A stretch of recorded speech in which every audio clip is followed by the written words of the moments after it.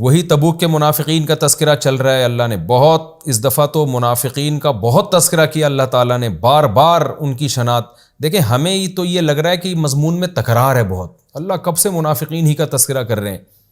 لیکن جب یہ آیتیں نازل ہو رہی تھیں نا, تو جس قدر منافقین سے صحابہ اور نبی پریشان تھے, تو ان حالات کے تناظر میں آپ دیکھیں تو آپ کو لگے گا کہ یہ تکرار نہیں ہے, بلکہ ان حالات کے لحاظ سے عین مناسب ہے, یہ عین بلاغت کے تقاضوں کے مطابق ہے.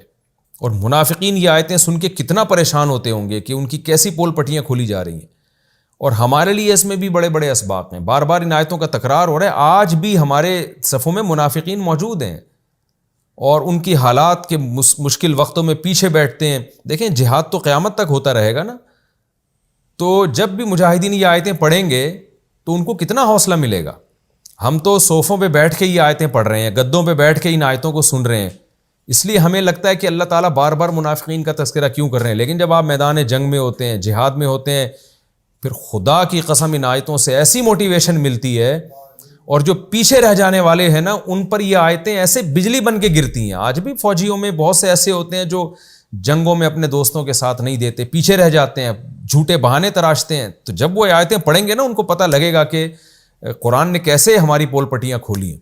تو چونکہ جہاد قیامت تک رہے گا, اللہ نے جتنی بھی موٹیویشن سے متعلق آیتیں تھیں, اور جو بہانہ باز قسم کے 2 نمبر لوگ ہوتے ہیں, مصیبتوں میں قوم کا ساتھ چھوڑ دیتے ہیں, ان کے حالات کو اللہ نے کھول کھول کے بیان کیا. تو یہ آیتیں آج کے منافقین پر بھی بجلی بن کے گرتی ہیں یہ آیتیں. تو اس لیے اللہ کھول کھول کے بیان کر رہے ہیں, کیونکہ یہ حالات بہرحال قیامت تک پیش آتے رہیں گے. مسلمانوں میں لڑائی بھی رہے گی, اس میں منافقین بھی رہیں گے. تو میدان جنگ میں ان آیتوں سے بڑی موٹیویشن ملتی ہے, اور جو پیچھے بھاگنے والے ہیں ان کے بارے میں احساس ہوتا ہے ذلت کا, کہ کیسے برے لوگ ہیں جو جنگ کے موقع پہ اپنے ساتھیوں کا ساتھ چھوڑ دیتے ہیں. تو اس لیے اللہ کہتا ہے فرح المخلفون, جن کو پیچھے رکھا گیا. سوال پیدا ہوتا ہے منافق تو اپنی مرضی سے پیچھے رہے, تو اصل میں یہ بھی ایک قسم کا عتاب ہے, غصے کا اظہار ہے کہ اصل میں تم پیچھے رہے نہیں ہو. قدرت نے, اللہ نے تمہیں جنگ میں جانے کی توفیق ہی نہیں دی. تم اتنے برے تھے کہ تم سے یہ نیکی کی توفیق سلب کر کے گویا اللہ کی طرف سے تمہیں پیچھے رکھا گیا ہے. تو یہ بھی ایک ان کی برائی کو بیان کرنے کے لیے. اس کی مثال ایسے جیسے ہم کبھی کوئی نیکی کے کام میں جا رہے ہوں اور کوئی بہت اچھا کام کرنے جا رہے ہوں, غریبوں کو کہیں کھانا کھلانا ہے, تو کچھ سیٹھ ایسے ہیں جو بڑے کنجوس ہیں اور بری عادتوں کے مرتکب ہوتے ہیں. ان کو ایسے موقع پہ سخاوت کا موقع ہی نہ ملے, توفیق ہی نہ ملے, تو ہم کیا کہتے ہیں, بھائی اللہ چاہتا تھا کہ تو یہ نیکی نہ کر, اس لیے تو نے یہ خود نہیں کی, بلکہ اللہ تو چاہتا ہی نہیں تھا, اللہ کی طرف سے تجھے توفیق ہی نہیں ملی ہے. یعنی توفیق بھی تو اللہ کی طرف سے, نیکی کی توفیق مل جانا یہ بھی تو ایک اللہ کا فضل ہے نا.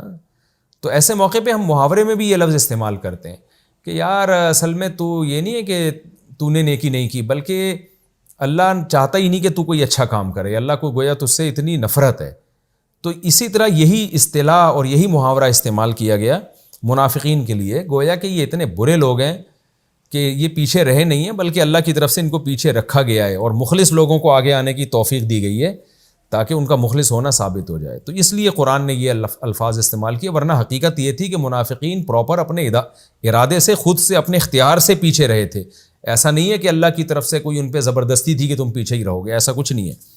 فرح المخلفون, وہ لوگ جن کو پیچھے رکھا گیا وہ خوش ہو رہے ہیں, اترا رہے ہیں, بمقعدہم, اپنے بیٹھنے پر اترا رہے ہیں. بھائی اتنی مشکل جنگ تھی اور اتنی مشکل حالات تھے, شکر ہے ہم نہیں گئے. خلاف رسول اللہ, اور اللہ کے رسول کے مخالفت میں, یعنی نبی تو جانے پہ خوش ہو رہے ہیں, تو یہ نبی کے برخلاف پیچھے بیٹھنے پہ خوش ہو رہے ہیں. حالانکہ سب سے زیادہ جان نبی کی قیمتی ہے, اور سب سے زیادہ آرام کا خیال تو نبی کا ہونا چاہیے.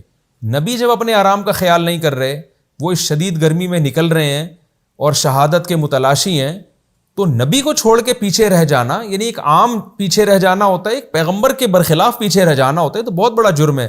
اور اس جرم پہ پھر خوش بھی ہونا.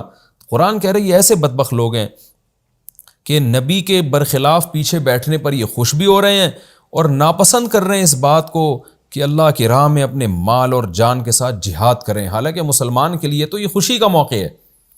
وقالو, اور کیا کہہ رہے ہیں, لا تنفروا فی الحر, یعنی خود بھی پیچھے نہیں جا رہے اور دوسروں کو بھی روک رہے ہیں اور کہہ رہے ہیں لا تنفروا فی الحر، کیونکہ شدید گرمی میں تبوک ہوئی ہے، کہہ رہے ہیں اتنی شدید گرمی میں مت نکلو، یعنی دوسرے مسلمانوں کو بھی خراب کر رہے ہیں اور منافقین کو تو کر ہی رہے ہیں خراب۔ آج بھی ایسے لوگ ہیں جو اس طرح کی باتیں کر کے آپ کو ڈی موٹیویٹ کرتے ہیں۔ تو قرآن کہہ رہا ہے قل، اے نبی ان سے کہہ دیجئے نار جہنم اشد حرا، جہنم کی آگ اس سے بھی زیادہ سخت ہے جتنی تبوک کی گرمی ہے۔ فَإِرَّجْ لَوْ كَانُوا يَفْقَهُونَ، کاش یہ لوگ سمجھ جاتے۔ یہ کاش انسانوں والا کاش نہیں ہے، ایک محاورے کے طور پہ استعمال کیا جاتا ہے، یعنی اللہ تعالیٰ گویا یہ کہہ رہے ہیں کہ یہ لوگ اس کی سمجھ رکھتے تو ایسا نہ کرتے۔ باقی اللہ کو تھوڑی کوئی کاش، اللہ تھوڑی کہتے ہیں کاش ایسا ہوتا، تو اللہ تو جو چاہتے ہیں ویسا ہو جاتا ہے، لیکن اللہ چونکہ میں نے بار بار تفسیر میں بتایا کہ اللہ ہم سے ہماری زبان میں اور ہمارے محاوروں میں کلام کرتے ہیں تاکہ ہمیں بات سمجھ میں آئے۔ فَلْيَضْحَكُوا قَلِيلًا، اللہ کہتے ہیں ان کو چاہیے کہ تھوڑا ہنسیں، وَلْيَبْكُوا كَثِيرًا، اور زیادہ روئیں۔ یہ بھی ہم محاورہ استعمال کرتے ہیں کہ تو نے کام ایسا کیا ہے کہ تجھے چاہیے کہ تو رویا زیادہ کر، ہنسا کم کر، یعنی ایسی تباہی تو نے خرید لی ہے۔ تو وہی اللہ نے وہی الفاظ استعمال کیے، جزاء بما كانوا یکسبون، ایسا کیوں کرے بھائی، روئے زیادہ کیوں؟ اللہ کہتے ہیں اس لیے کہ جو اعمال انہوں نے کیے اس کا بدلہ یہی ہے کہ ان کو رونا زیادہ چاہیے، کیونکہ آگے جو ان کو سزا ملنے والی ہے نا، اس کو دیکھیں گے تو ان کی چہروں سے ہنسی اور خوشی نکل جائے گی۔ فَإِن رَجَعَكَ اللَّهُ إِلَىٰ طَائِفَةٍ مِّنْهُمْ، اے نبی اللہ آپ کو جب ان میں سے کسی جماعت کی طرف لوٹائے، کیونکہ بہت سے ایسے ہیں جن سے اب آپ کی شاید ملاقات نہ ہو، کچھ مر چکے ہوں گے منافقین، کچھ مدینہ سے بھاگ چکے ہوں گے، تو جب بھی ان میں سے کسی جماعت کی طرف اللہ آپ کو لوٹائیں اور ان منافقین سے آپ کی بالمشافہ ملاقات ہو، اور پھر ذلت مٹانے کے لیے یہ کیا کریں، فَاسْتَأْذَنُوكَ لِلْخُرُوجِ، آپ سے آئندہ نکلنے کے لیے اجازت مانگیں، تاکہ جو تبوک میں یہ پیچھے رہ گئے نا اس کی ذلت ختم ہو، اور آئندہ جہاد میں آپ سے جب یہ اجازت مانگیں تو فقل، تو آپ نے ان کو کیا کہنا ہے، لَن تَخْرُجُوا مَعِيَ أَبَدًا، ہرگز تم میرے ساتھ نہیں نکلو گے۔ اس آیت کے دو مطلب ہو سکتے ہیں، دونوں تفسیریں کی گئی ہیں۔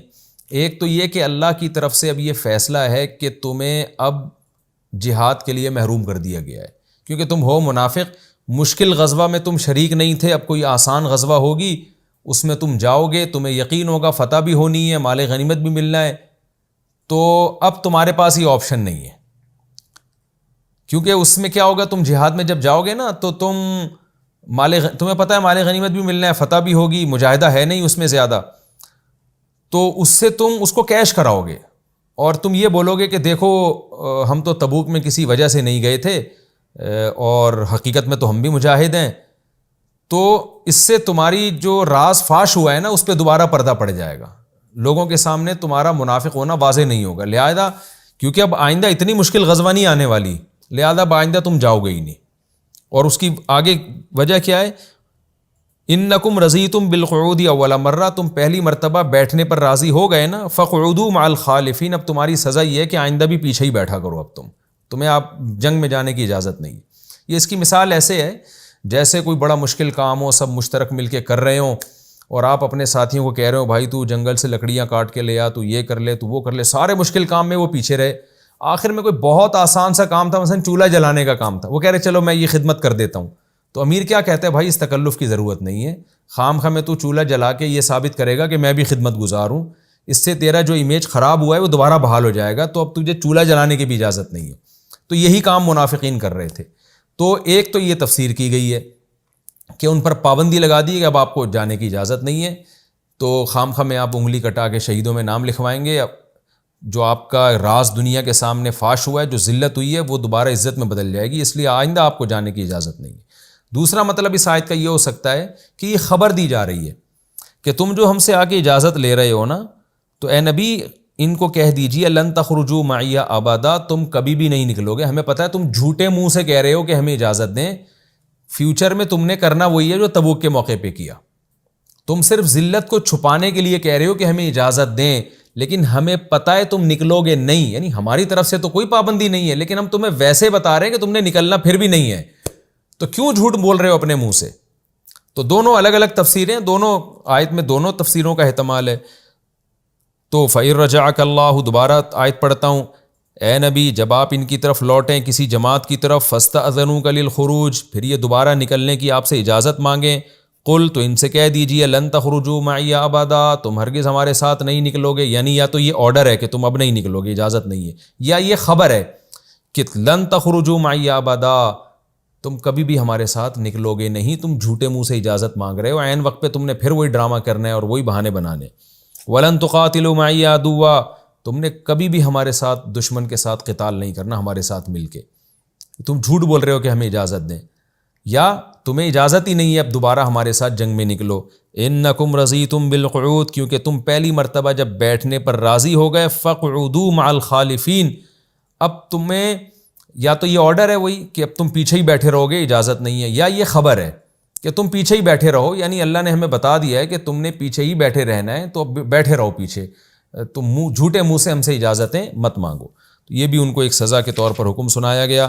آگے قرآن کہتا ہے وَلَا تُصَلِّ عَلَىٰ أَحَدٍ مِّنْهُمْ مَاتَ أَبَدًا، ان میں سے جب کسی کی موت واقع ہو جائے تو ان کے پر نماز جنازہ پڑھنے کی کبھی بھی آپ کو اجازت نہیں ہے. نبی صلی اللہ علیہ وسلم منافقین کی بھی نماز جنازہ پڑھ دیا کرتے تھے کہ بھئی ظاہر میں تو مسلم ہے، تو لیکن اللہ نے اس آیت میں پابندی لگا دی. اس آیت کا شان نزول بھی ہے. عبداللہ ابن ابی جو رئیس المنافقین تھا، بہت پکا منافق تھا، کئی مواقع پر اس نے اسلام کو، مسلمانوں کو نقصان پہنچایا، لیکن جھوٹے منہ سے کہتا یہی تھا کہ میں مسلم ہوں. اس کا جب انتقال ہو گیا تو اس کا بیٹا، وہ واقعی مسلمان تھا، اس کا بیٹا وہ آیا نبی صلی اللہ علیہ وسلم کے پاس اور کہنے لگے، صحابی تھے، کہ یا رسول اللہ آپ اپنی قمیض مبارک دے دیجئے تاکہ میں اپنے والد کو اس قمیض کا، کرتے کا کفن پہناؤں، اور آپ ان کی جنازہ بھی، آپ میرے والد کا جنازہ بھی پڑھیں. اور میرے والد مسلم تھے، منافق نہیں تھے. ظاہر ہے بیٹے کو باپ سے محبت ہوتی ہے، چاہے وہ جو بھی ہو.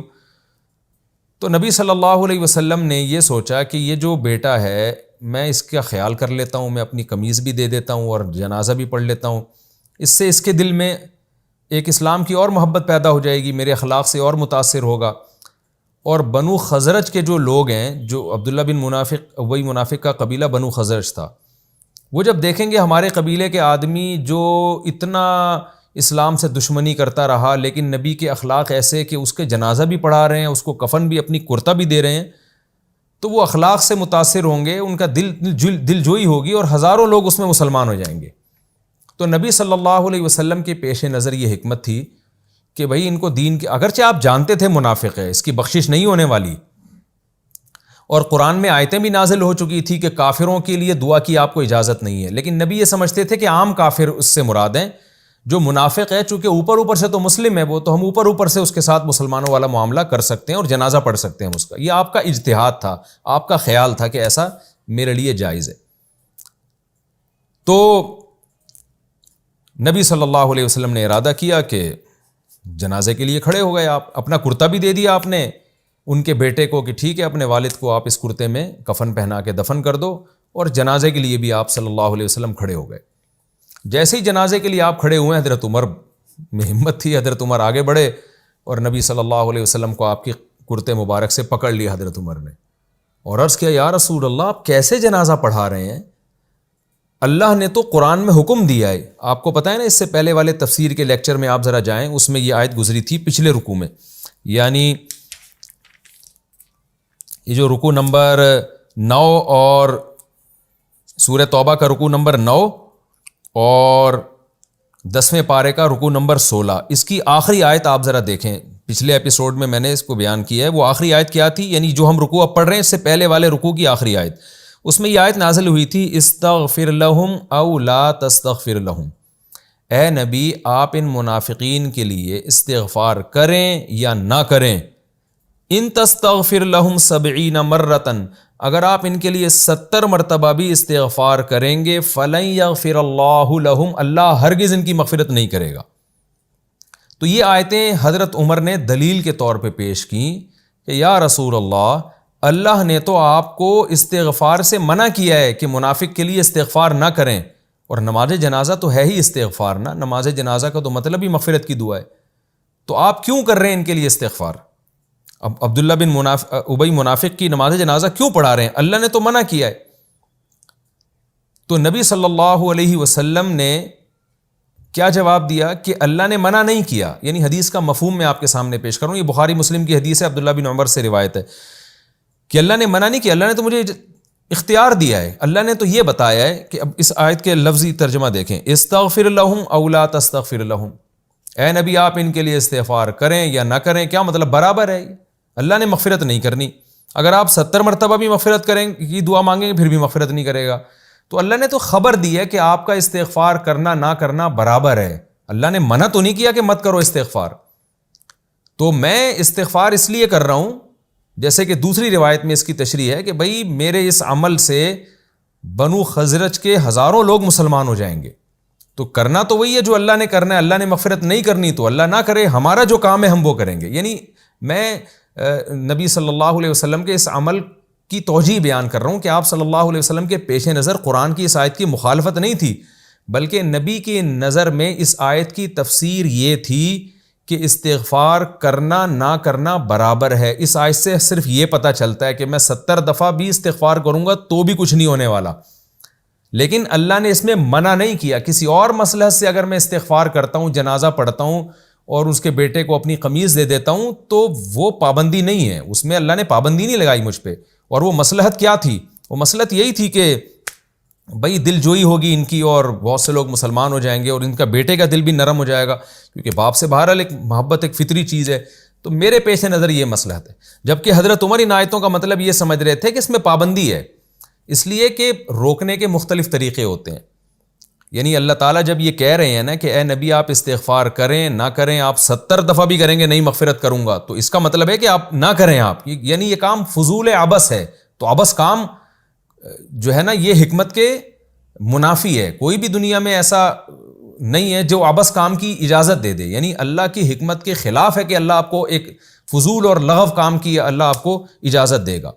تو حضرت عمر اس آیت کی تفسیر کا مطلب یہ سمجھ رہے تھے کہ اس میں استغفار پہ پابندی ہے, کیونکہ پابندی لگانے کا ایک طریقہ یہ بھی ہوتا ہے کہ صاف لفظوں میں منع کر دیں یہ نہ کریں آپ, اور ایک طریقہ یہ بھی ہوتا ہے کہ آپ اگلے کو کہہ دیں بھائی تو مجھ سے جو ہے نا, جیسے میں ایک مثال دیتا ہوں, ایک آدمی آپ سے قرضہ مانگنے کے لیے آیا تو آپ نہیں دے رہے, وہ بار بار اصرار کر رہا ہے, تو آپ اسے کیا کہتے ہیں, بھائی تو 1 گھنٹہ بھی مجھ سے مانگتا رہے گا نا تو میں تجھے نہیں دوں گا. تو اس کا مطلب کیا ہوتا ہے کہ مت مانگو مجھ سے. یعنی جس کا جب کوئی نتیجہ ہی نہیں نکلے گا تو اپنا ٹائم ویسٹ کیوں کر رہے ہو. تو منع کرنے کا ایک طریقہ یہ ہوتا ہے کہ سراطن منع نہیں کیا جاتا, بلکہ یوں کہا جاتا ہے کہ تم مانگو نہ مانگو برابر ہے. تو حضرت عمر بھی اس آیت کا مطلب یہ سمجھتے تھے کہ جب اللہ کے نبی پر وحی نازل ہو گئی کہ اے نبی آپ ان مشرکین منافقین کے لیے استغفار کریں نہ کریں برابر ہے, 70 دفعہ بھی کریں گے تو بھی مغفرت نہیں کروں گا میں. تو اس کا مطلب یہی ہے کہ اللہ پابندی لگا رہے ہیں کہ نہ کریں, ایک فضول اور عبث کام ہے. جبکہ نبی صلی اللہ علیہ وسلم اس آیت کا مطلب یہ سمجھ رہے تھے کہ ٹھیک ہے رزلٹ تو یہ کہ کچھ بھی نہیں ہوگا, لیکن پابندی تھوڑی لگائی ہے. میں کسی دوسری مصلحت سے کی نماز جنازہ پڑھ رہا ہوں اور مغفرت کی دعا کر رہا ہوں, وہ مصلحت کچھ اور ہے. تو اور نبی نے نماز جنازہ بھی پڑھائی اور کرتا بھی دیا. یہی وجہ ہے کہ حدیث میں آتا ہے کہ جب بعض حضرات نے اشکال کیا کہ آپ نے اس منافق کو اپنا کفن اپنا کرتا کیوں پہنایا, تو آپ نے کیا فرمایا کہ میرا کرتا جو ہے میں نے جو اس کو کرتا دیا ہے وہ اس کی بخشش نہیں کرا سکتا. یعنی میرے کرتے سے کچھ بھی نہیں ہونے والا اس کو, عبداللہ بن منافق ابئی کو فائدہ نہیں ہونے والا, لیکن کیا فائدہ ہے کہ دوسروں کو فائدہ ہوگا جو زندہ ہیں. وہ کہیں گے کہ بھائی نبی نے ہمارے قبیلے کے آدمی کو اتنی عزت دی ہے, تو ان کے دل میں نرمی پیدا ہوگی, وہ اسلام کی طرف مائل ہوں گے. تو میرے کرتے دینے نہ دینے سے کچھ بھی نہیں ہونے والا عبداللہ بن ابئی کا. تو اس کا مطلب نبی بھی یہ سمجھتے تھے کہ اس کی مغفرت ہونی نہیں ہے. اسی وجہ سے ایک اور صحیح حدیث میں آتا ہے کہ نبی صلی اللہ علیہ وسلم نے فرمایا, اللہ نے کہا ہے کہ اگر تم 70 مرتبہ بھی مغفرت کرو گے تو 70 مرتبہ بھی مغفرت کی دعا مانگو گے تو میں مغفرت نہیں کروں گا. اللہ کے نبی نے فرمایا اگر مجھے یہ اطمینان ہوتا کہ 70 سے زیادہ مرتبہ استغفار کرنے میں اس کی مغفرت ہو جائے گی تو میں 70 سے زیادہ مرتبہ استغفار کرتا تاکہ مغفرت ہو جائے. لیکن آپ نے 70 سے زیادہ مرتبہ استغفار کیوں نہیں کیا؟ اس لیے کہ یہ جو لفظ تھا نا 70 مرتبہ, یہ عربی میں 70 کا لفظ کسی چیز کی کثرت کو بیان کرنے کے لیے ہوتا ہے, عدد بیان کرنے کے لیے نہیں ہوتا. مثال کے طور پر آپ کے پاس ایک شخص آیا, آپ سے بار بار چندہ مانگ رہا ہے, پیسے مانگ رہا ہے, قرضہ مانگ رہا ہے, آپ کہتے ہیں بھائی تو 100 دفعہ بھی مانگے گا میں نہیں دوں گا. تو مطلب یہ نہیں ہوتا کہ تو 101 دفعہ مانگے گا تو میں دے دوں گا، مطلب جتنی دفعہ بھی مانگے گا میں نہیں دوں گا۔ تو قرآن کا بھی یہ مطلب تھا کہ اے نبی آپ 70 دفعہ بھی استغفار کریں گے تو مغفرت نہیں کروں گا۔ تو نبی بھی اس آیت کا یہ مطلب سمجھے کہ اس میں مراد یہ ہے کہ جتنی دفعہ بھی استغفار کروں گا مغفرت نہیں ہوگی۔ اس لیے آپ نے فرمایا کہ اگر 70 دفعہ سے زیادہ میں مجھے امید ہوتی نا کہ اس کی مغفرت ہو جائے گی تو میں 70 دفعہ سے زیادہ میں کر دیتا استغفار، لیکن ظاہر ہے مغفرت نہیں ہونی اس کی، چاہے میں 70 دفعہ کروں یا 70 سے زیادہ مرتبہ کروں۔ گویا آپ نے یہ بتا دیا کہ 70 کا مطلب یہاں 70 نہیں ہے، مطلب ہے کہ جتنی دفعہ بھی آپ استغفار کریں گے اس کی مغفرت نہیں ہوگی۔ تو نبی نے جو نماز جنازہ پڑھ لیا اور اس کو اپنا کفن دے دیا، اس کا مقصد عبداللہ بن ابی منافق نہیں تھا، بلکہ اس کی قوم کو دین کی طرف راغب کرنا۔ اور حضرت عمر جو پیغمبر کے سامنے کھڑے ہو گئے اور آپ کو روکنے لگے سختی کے ساتھ، ان کا مقصد کیا تھا؟ وہ یہ سمجھتے تھے کہ بھئی اللہ نے تو جب پابندی لگا دی ہے تو آپ کیسے نماز جنازہ پڑھا رہے ہیں؟ تو دونوں کی رائے میں اختلاف تھا۔ حضرت عمر اس آیت کا مطلب سمجھتے تھے یہاں پابندی ہے، اور نبی سمجھتے تھے پابندی نہیں ہے، بس یہ بتایا جا رہا ہے کہ اس کا کوئی فائدہ نہیں ہے، فائدے سے مراد اس کی مغفرت نہیں ہوگی، لیکن میرے پیش نظر دوسرے فائدے ہیں، وہ کیا؟ اس کی قوم دین کی طرف مائل ہو جائے گی۔ لیکن یہ جو آیت ہے جو میں نے ابھی آپ کے سامنے پڑھی ہے، جس کی ہم تفسیر کر رہے ہیں وَلَا تُصَلِّ عَلَىٰ أَحَدٍ مِّنْهُمْ مَاتَ أَبَدًا، کہ ان کا جنازہ پڑھنے کی بھی ہے نبی آپ کو اجازت نہیں ہے۔ اس آیت کے بارے میں علماء کا اتفاق ہے کہ اس آیت نے حضرت عمر کے موقف کی تائید کر دی کہ اللہ کے ہاں جو مراد تھی نا استغفر لہم او لا تستغفر لہم، وہ مراد یہی تھی کہ اے نبی آپ کو جنازہ پڑھنے کی اجازت ہی نہیں ہے، کیونکہ ان کی کوئی فائدہ نہیں ہے ان کی مغفرت کی دعا مانگنے کا۔ یعنی یہ ایسے ہی ہے جیسے ایک آدمی آتا ہے اور بار بار آپ سے قرضہ مانگ رہا ہے، آپ کہتے ہیں تو 100 دفعہ بھی مانگے گا نہیں دوں گا، تو یہ خبر نہیں ہے بلکہ حکم ہے کہ نہیں مانگ، ٹائم ویسٹ نہ کر۔ تو حضرت عمر کی رائے بھی یہاں اللہ نے اس کی تائید کی۔ حضرت عمر جو فخر کیا کرتے تھے نا، اور محدثین نے بھی اس کا بہت تذکرہ کیا ہے کہ بہت سارے مقامات ایسے ہیں جہاں رسول اللہ صلی اللہ علیہ وسلم نے ایک اجتہاد کیا اور حضرت عمر نے بھی ایک اجتہاد کیا، تو بہت سارے مقامات پہ اللہ نے حضرت عمر کی تائید میں آیتیں نازل کی ہیں۔ دیکھیے خوب سمجھ لیں، بعض چیزیں ایسی ہوتی ہیں جن میں وحی آ کے 2 اور 2 4 کی طرح بات کو کلیئر کر دیتی ہے، وہاں تو کسی کا اجتہاد نہیں چلتا، نہ نبی کا، نہ عمر کا، نہ کسی اور صحابی کا۔ بعض ایسی مواقع تھے کہ اللہ کی طرف سے وحی نازل نہیں ہوئی تھی، تو نبی نے ایک رائے قائم کی، بعض صحابہ نے اس کے مخالف رائے قائم کی، اس میں ایسا ہوا کہیں نبی کی رائے صحیح تھی تو اللہ نے اس کی تائید میں آیتیں نازل کر دیں، کہیں اللہ نے بتا دیا کہ یہاں نبی کی سے اجتہادی خطا ہوئی ہے اور اس میں فلاں کی رائے صحیح ہے۔ ایسا بہت ملتا ہے ہمیں، تفسیر کے لیکچر میں اس کی کئی مثالیں آ چکی ہیں۔ تو اس میں یہ نہیں ہے کہ نبی معاذ اللہ غلط کر رہے تھے، بھئی آپ صلی اللہ علیہ وسلم بھی بشر تھے، ایک رائے قائم کرتے تھے، تو وہ اگر خطا ہوتی اس میں تو اللہ مطلع کر دیتے۔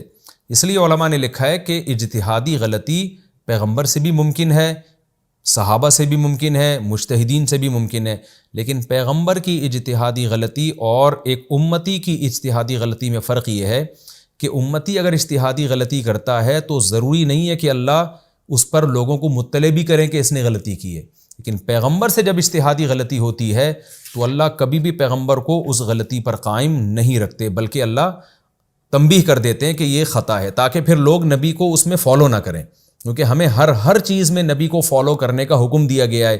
تو جب ہر چیز میں فالو کرنا ہے تو نبی کو غلطی پر اللہ قائم نہیں رکھتے، خطا ہوئی اللہ فوراً تنبیہ کر دیتے ہیں کہ اس میں آپ سے خطا ہوئی ہے۔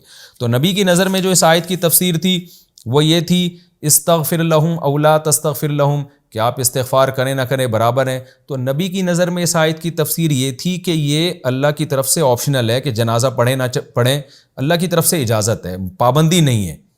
لیکن حضرت عمر کی رائے یہ تھی کہ اس میں پابندی لگائی گئی ہے، تو اللہ نے وَلَا تُصَلِّ عَلَىٰ أَحَدٍ مِّنْهُمْ کہ کسی کا جنازہ پڑھنے کی آپ کو اجازت نہیں ہے، اس میں حضرت عمر کی رائے کی تائید کر دی کہ میں نے جو پہلے یہ کہا ہے نا کہ استغفار کریں نہ کریں برابر ہے، اس کا مطلب یہی تھا کہ کرنے کی اجازت نہیں ہے۔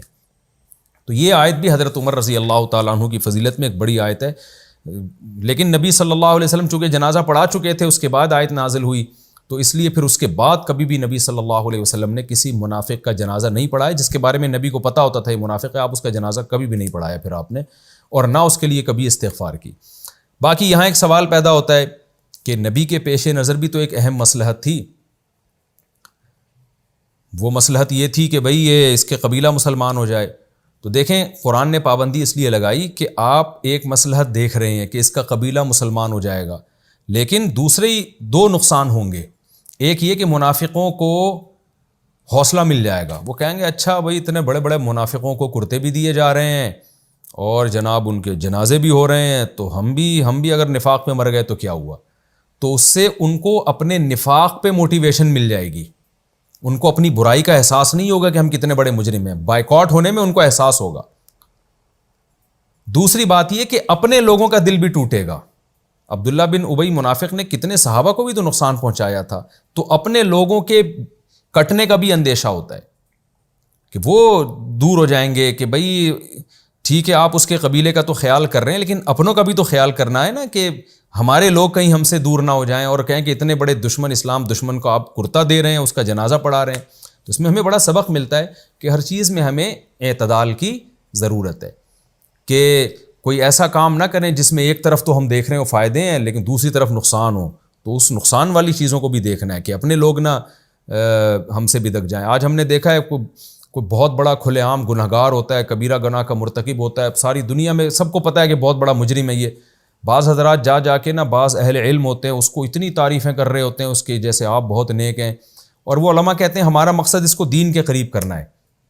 یہ نہیں دیکھ رہے ہوتے کہ آپ دین کے قریب کرنے کے لیے کھلے عام اس کی تعریفیں کر رہے ہیں، یہ شاید دین کے قریب ہو جائے لیکن بہت سے لوگوں میں گناہ کی نفرت ختم ہو جائے گی. لوگ کہیں گے اتنا بڑا گلوکار، اتنا بڑا زانی، شرابی، جب وہ اتنا اچھا ہے، فلاں نے اتنی تعریفیں کی ہیں تو ہم بھی شراب پیتے ہیں، گناہ کرتے ہیں تو ہم بھی بہت اچھے ہیں. تو بعض علماء پر نا تبلیغ کا اتنا غلبہ ہو جاتا ہے کہ وہ ایک پہلو دیکھ رہے ہوتے ہیں، دوسرا نہیں دیکھ رہے ہوتے. مجھے یاد ہے ہمارے محلے میں ایک شخص نے، نوجوان لڑکے نے خودکشی کی، اور وہ بھی ناکام محبت کی بیس پہ. تو مجھے کہا گیا جنازہ پڑھاؤ، میں نے کہا میں تو نہیں پڑھاؤں گا.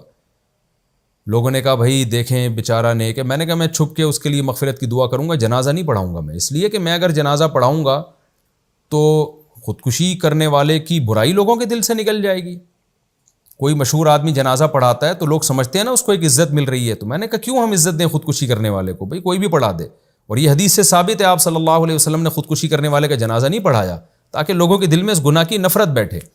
تو اس لیے داعی اور مبلغ کو یا مشہور لوگوں کو ان تمام پہلوؤں کو سامنے رکھنے کی ضرورت ہے کہ ہم ایک فائدہ تو دیکھ رہے ہیں، اس کے سائیڈ ایفیکٹ بھی دیکھیں. بعض لوگ بدعتیوں کی اتنی تعظیم کر رہے ہوتے ہیں تاکہ بدعتی دین سے قریب آ جائیں، یہ نہیں دیکھ رہے ہوتے کہ اس سے بدعتیوں کے دل میں بدعت کی نفرت بھی ختم ہو رہی ہے اور اپنے لوگ کٹ رہے ہیں آپ سے. تو یہ سارے پہلوؤں کو سامنے رکھ کر کسی کی تعظیم کرنی چاہیے. اس آیت سے ہمیں یہی سبق ملتا ہے کہ حضرت عمر کا جو موقف تھا وہ اس بارے میں درست تھا اور اللہ نے تائید نازل کر دی. وَلَا تُصَلِّ عَلَىٰ أَحَدٍ مِّنْهُمْ مَاتَ أَبَدًا، اے نبی ان میں سے کسی ایک کے پر بھی جنازہ نہ پڑھیں آپ کبھی بھی. وَلَا تَقُمْ عَلَىٰ قَبْرِهِ، اور اس کی قبر پہ بھی نہ کھڑے ہوں. یہاں کھڑے ہونے سے مراد ہے جو دفنانے کے وقت کھڑے ہوتے ہیں دعا کرتے ہیں، ویسے کھڑے ہونا. آپ قبرستان جاتے ہیں عبرت کے لیے تو وہ تو کہیں بھی کھڑے ہو سکتے ہیں آپ، یا کسی کام سے کھڑے ہو گئے. یہاں مخصوص قسم کے کھڑے ہونا، جو ایک محبت میں جب آپ کسی کو دفناتے ہیں اپنے والدین کی کفن دفن میں شریک ہوتے ہیں، پھر وہاں آپ دعا مانگتے ہیں، یہ والا کھڑے ہونا مراد ہے کہ اس کو پروٹوکول نہ دیں آپ. انہم کفروا باللہ ورسولہ، اس لیے کہ یہ کافر ہیں، اللہ اس کے رسول کے منکر ہیں اور مرے اس حال میں کہ فاسق تھے، بغیر توبہ کے مر گئے ہیں. ولا تعجبک اموالہم ولا اولادہم، ان کے مال اور اولاد آپ کو تعجب میں نہ ڈالیں. انما یرید اللہ ان یعذبہم فیہا فی الدنیا، اللہ ان کو دنیا میں بھی مال اور اولاد کے ذریعے عذاب دینا چاہتا ہے. دنیا میں عذاب کیسے ہوگا کہ مال اور اولاد کو دیکھ کر یہ اس خوش فہمی میں آئیں گے کہ اللہ ہم سے راضی ہے، جس سے یہ گناہوں میں اور زیادہ آگے بڑھتے چلے جائیں گے، اور پھر یہ چیز بے سکونی کا ذریعہ، دنیاوی عذاب کا ذریعہ بنے گی. جیسے کہ گنہگار کو دنیا میں بھی اللہ اس کی زندگی تنگ کر دیتے ہیں. اور وَتَزْهَقَ أَنفُسُهُمْ وَهُمْ كَافِرُونَ، اور اس مال اور اولاد کی وجہ سے ایمان کی توفیق بھی نہیں ملے گی، کیونکہ مصیبتیں آتی ہیں تو انسان کا دل نرم ہوتا ہے. جب خوشحالیاں آتی ہیں تو اسی کفر پر قائم رہیں گے اور مریں گے اس حال میں کہ یہ کافر ہوں گے.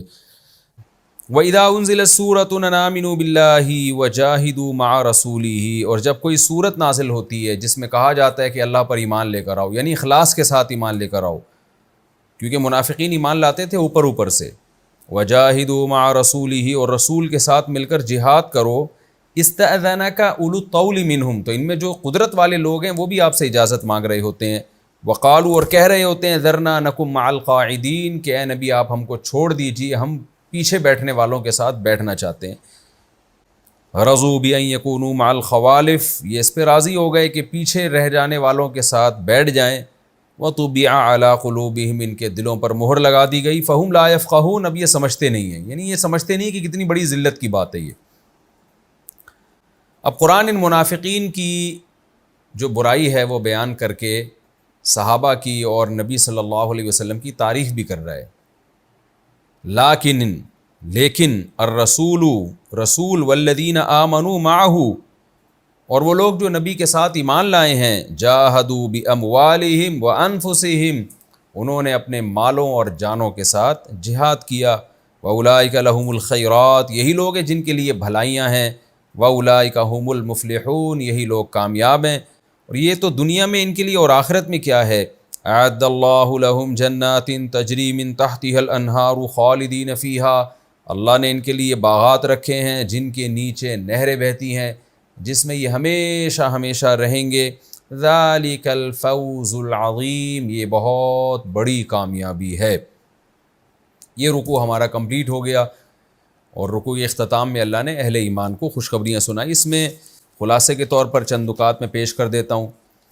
ایک تو یہ کہ اللہ نے اس رکوع کے شروع میں فرح المخلفون بمقعدہم خلاف رسول اللہ، اس میں جہاد کی اہمیت بتائی ہے، اور مشکل کاموں میں اپنے ساتھیوں کا ساتھ چھوڑ دینا، اس کی برائی کو بھی بیان کیا ہے، اور پھر اس پہ خوش بھی ہونا۔ تو مشکل وقت میں آپ اپنے لوگوں کو چھوڑ دیں اور پھر پیچھے بیٹھ کے خوش بھی ہو رہے ہوں، یہ بہت برا عمل ہے، جیسے کہ منافقین کیا کرتے تھے۔ دوسرا ہمیں یہ بھی ملتا ہے کہ منافقین کہتے تھے شدید گرمی ہے، لا تنفروا فی الحر، گرمی میں مت نکلو۔ تو اللہ نے کیا کہا؟ نار جہنم اشد حرا، جہنم کی آگ اس سے بھی زیادہ سخت ہے۔ تو ہر موقع پہ ہمیں یہ سوچنا چاہیے کہ ہم جب شریعت کے کسی حکم کو مشکل ہونے کی وجہ سے چھوڑ رہے ہوتے ہیں تو سوچنا چاہیے کہ کیا جہنم کی مشکل کو ہم برداشت کر لیں گے؟ آپ کے لیے فجر میں اٹھنا مشکل ہے، نیند قربان کرنا مشکل لگتا ہے، سوچ لیا کریں فجر کی نماز چھوڑنے پر جو آخرت میں عذاب ہوگا، کیا وہ عذاب مشکل نہیں ہے؟ کیا وہ آسان ہے آپ کے لیے؟ لوگ بتا رہے ہوتے ہیں نا کہ بیٹا تم محنت کرو، امتحان میں کامیابی آئے گی۔ بیٹا کہتا ہے، بچہ کہتا ہے پڑھنا بڑا مشکل ہے، تو آپ کہتے ہیں بتاؤ جب ناکام ہو جاؤ گے، کہیں جاب نہیں ملے گی، تو پھر معاشرے میں سروائیو کرنا یہ مشکل نہیں ہے، یہ آسان کام ہے کیا؟ تو یہ ہر جگہ موٹیویشن کے لیے یہ آیت کا استعمال کیا جا سکتا ہے کہ ہم دنیا کی ٹینشن کو تو ٹینشن سمجھ رہے ہیں، لیکن آخرت کے عذاب کو ہم ٹینشن نہیں سمجھ رہے۔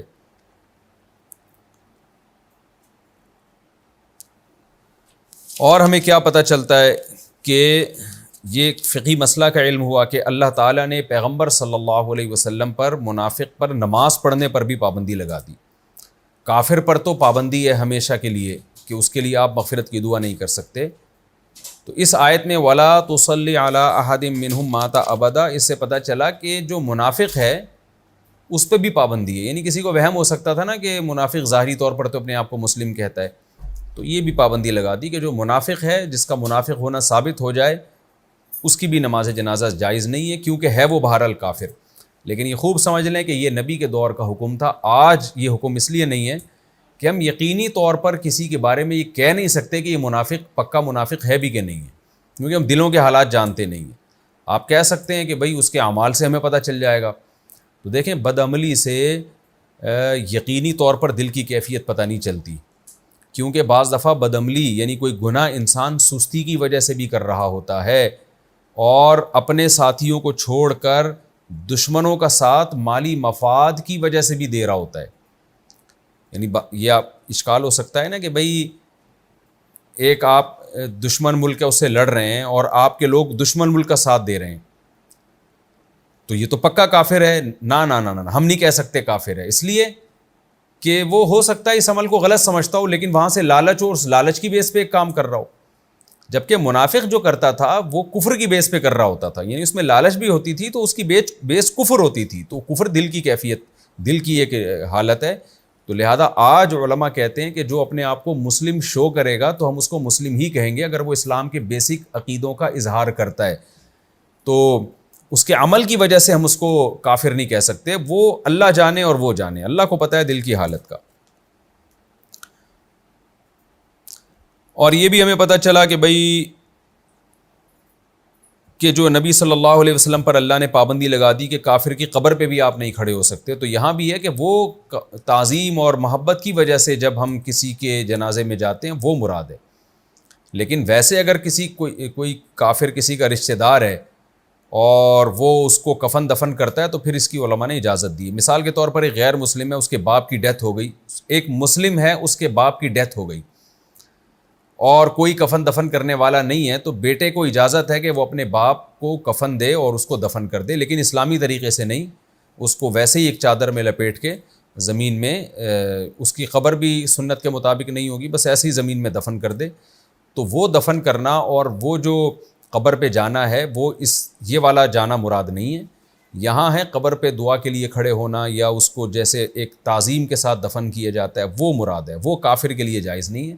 ہاں کسی کا کوئی کافر ریلیٹیو ہے تو وہ اس کے جنازے میں, جنازہ تو نہیں کہیں گے ہم اس کو, یعنی اس کی تدفین میں شرکت کر سکتا ہے اپنی رشتہ داری کی بیس پر, لیکن اس میں وہ عزت دینا, جنازہ پڑھنا, مسنون طریقے سے کفن دینا اور پھر قبلہ رخ لٹانا, یہ والی رسپیکٹ وہ میت کو نہیں دے سکتا.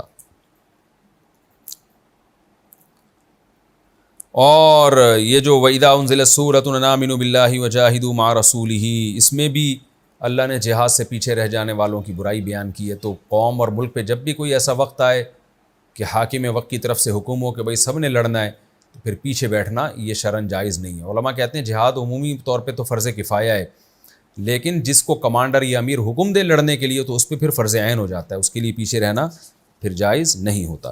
وَجَاءَ الْمُعَذِّرُونَ مِنَ الْأَعْرَابِ لِيُؤْذَنَ لَهُمْ, عام منافقین کے تذکرے کے بعد اللہ نے جو گاؤں دیہاتوں میں رہنے والے منافقین تھے ان کا الگ سے تذکرہ کیا, کیونکہ وہ بہت سخت قسم کے منافق تھے. گاؤں کے لوگوں کی عادت ہوتی ہے, ان میں شدت پائی جاتی ہے. اگر وہ برے ہیں تو برائی میں بھی شدت, اچھے ہیں تو اچھائی میں بھی شدت. تو قرآن ان دیہاتیوں کی جو مدینہ کے ارد گرد دیہات تھے, ان دیہاتیوں میں جو منافق ہیں ان کا بیان کر رہا ہے کہ وہ شہری منافقین سے بھی زیادہ شدید ہیں اور ان کا کفر ان سے بھی زیادہ سخت ہے. تو اس لیے قرآن کہتا ہے وَجَاءَ الْمُعَذِّرُونَ مِنَ الْأَعْرَابِ, بہانے باز دیہاتی بھی آئیں گے, یعنی آئے آپ کے پاس, لِيُؤْذَنَ لَهُمْ, تاکہ ان کو بھی اجازت دے دی جائے تبوک میں پیچھے رہنے کی کہ ہم نہیں جائیں گے. وَقَعَدَ الَّذِينَ كَذَبُوا اللَّهَ وَرَسُولَهُ, اور اللہ اس کے رسول سے جھوٹ بولنے والے پیچھے بیٹھ گئے, یعنی یہی دیہاتی. جھوٹ کیا مطلب, جھوٹے ایمان کے دعوے کیے ہوئے تھے انہوں نے, آج ان کا ایمان کا دعویٰ بھی ثابت ہو گیا, تو جنہوں نے جھوٹ بولا تھا وہ پیچھے رہ گئے. سَيُصِيبُ الَّذِينَ كَفَرُوا مِنْهُمْ, ان دیہاتیوں میں سے جنہوں نے کفر کیا ہے یعنی جو منافق ہیں ان کو عذاب علیم, دردناک عذاب پہنچے گا. آگے قرآن مستثنیٰ کر رہا ہے کیونکہ اتنی وعیدیں نازل ہوئی نا تبوک میں پیچھے رہ جانے والوں کو, تو بہت سے مخلص صحابہ بھی ڈر گئے. تو قرآن نے بیان کیا نا لیس علی الضعفاء, جو کمزور بوڑھے بچے عورتیں ہیں, کمزور ہیں, جہاد نہیں کر سکتے, ان پر کوئی گناہ نہیں ہے. ولا علی المرضى, بیماروں پر کوئی گناہ نہیں ہے.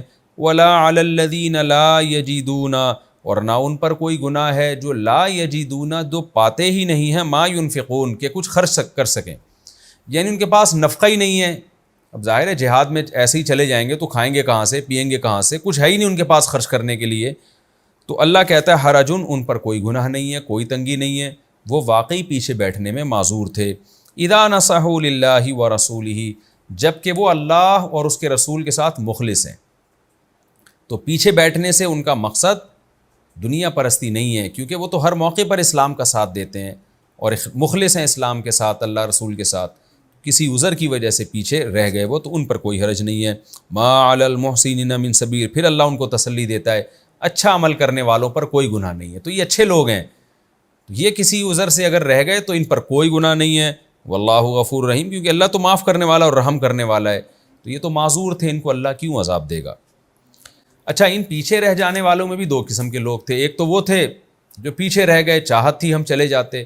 کچھ ایسے مخلص تھے جن کو پیچھے رہنے میں اتنی تکلیف ہوئی ہے کہ ان کے لیے جہاد میں جانا خوشی کا سبب اور پیچھے رہنا بہت بڑے غم کا سبب تھا. ان کا اللہ نے الگ سے تذکرہ کیا. ولا علی الذین اذا ما اتوک, ان پر بھی کوئی گناہ نہیں ہے کہ جب وہ آپ کے پاس آئے, لتحملہم, تاکہ آپ ان کو سواری دے کے ان کو سوار کریں. انہوں نے اپنے آپ کو پیش کر دیا آپ کے سامنے. قلتا، لیکن آپ نے جواب میں کیا کہا؟ لا اجید ما احملکم علیہ، میرے پاس کوئی ایسی سواری نہیں ہے جس پر میں تمہیں سوار کروں. ان پر ایسے غم کے پہاڑ ٹوٹے کہ اس مشکل موقع میں ہم نبی کے ساتھ نہیں ہیں، ہمیں گھر واپس جانا پڑ رہا ہے، کس منہ سے ہم گھر جائیں گے. ایسے پہاڑ ٹوٹے. قرآن کہہ رہا ہے تولوا واعینہم تفیض من الدم، وہ پیچھے مڑے اس حال میں کہ ان کی آنکھیں بہہ رہی تھیں آنسوؤں سے، یعنی تھوڑا بہت نہیں رو رہے تھے، بہت زیادہ روتے ہوئے واپس ہوئے. حزناً، غم کی وجہ سے رو رہے تھے کہ ہم اتنی بڑی فضیلت سے محروم ہو رہے ہیں.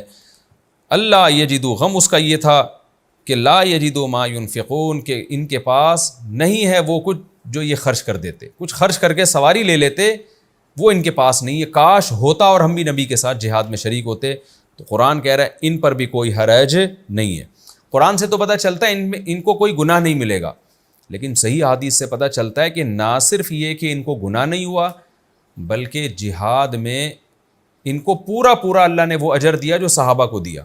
حدیث میں آتا ہے، صحیح بخاری مسلم کی حدیث ہے، ما قطعتم وادیا، آپ جب جہاد میں جا رہے تھے نا تو آپ صحابہ سے کہنے لگے کہ ہم کسی بھی وادی کو کراس کرتے ہیں اور کچھ بھی ہم جہاد میں خرچ کرتے ہیں تو ایک قوم ایسی ہے جو ان اعمال میں ہمارے ساتھ شریک ہے، حالانکہ وہ ہمارے پاس درمیان موجود نہیں ہے. تو یہ کون لوگ تھے؟ آپ نے فرمایا حبسہم العذر او قال حبسہم المرض، جن کو کسی بیماری اور عذر نے روک لیا. ان کی نیتیں تھیں. تو علماء یہ حدیث نیت کے باب میں ذکر کرتے ہیں کہ نیت ایسی چیز ہے جو آپ کو اجر میں شریک کر دیتی ہے.